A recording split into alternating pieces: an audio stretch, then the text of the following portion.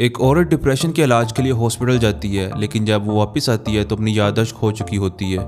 उसे ना तो अपना शोहर याद रहता है, ना ही बच्चे, हत्ता कि वो अपना नाम तक भूल जाती है। जो उसके साथ हुआ वो कोई करिश्मा नहीं था, बल्कि एक एक्सपेरिमेंट था। ये कहानी डॉक्टर एवन कैमरॉन की है, एक आलमी शोहरत याफ्ता साइकेट्रिस्ट। उसका मानना था कि ज़हनी बीमारियों को खत्म करने का तरीका ये है कि इंसानी माइंड्स को ही मिटा दिया जाए। वो इस मेथड को डीप पैटर्निंग कहता था और CIA को ये बहुत फायदेमंद लगा। कैमरॉन के ज्यादातर मरीज आम लोग थे जो एंग्जाइटी, ट्रॉमा और दुख से जूझ रहे थे, और उन्हें इलाज के नाम पे तन्हाई, खामोशी और बहुत ज्यादा इलेक्ट्रिक शॉक्स मिलते थे। कुछ लोगों को हफ्तों तक सुलाए रखा जाता था। इस दौरान इन्हें एक ही रिकॉर्डेड मैसेज बार बार सुनाया जाता था और LSD जैसी नशावर ड्रग्स बहुत ज्यादा मिकदार में दी जाती थी, और ये सब कुछ उनकी मर्जी के बगैर किया जा रहा था। इस सारे अमल का मकसद उनको ठीक करना था, लेकिन ज्यादातर लोगों की हालत मजीद बिगड़ गई। इसकी फंडिंग CIA कर रही थी और उनका मकसद था माइंड्स को कंट्रोल करना। कैमरॉन का काम MK अल्ट्रा का हिस्सा बन गया, जो कि अमेरिकन हिस्ट्री के डार्केस्ट एक्सपेरिमेंट्स में से एक है। मरीजों को तो कभी मालूम ही नहीं हो सका कि वो इस एक्सपेरिमेंट का हिस्सा हैं। बहुत से तो कभी ठीक ही नहीं हो सके और कुछ तो अपनी जान से हाथ धो बैठे, और कई दहाइयों तक किसी ने भी इस एक्सपेरिमेंट के बारे में कोई बात नहीं की। और जब 1970s में सच सामने आया तो बहुत देर हो चुकी थी।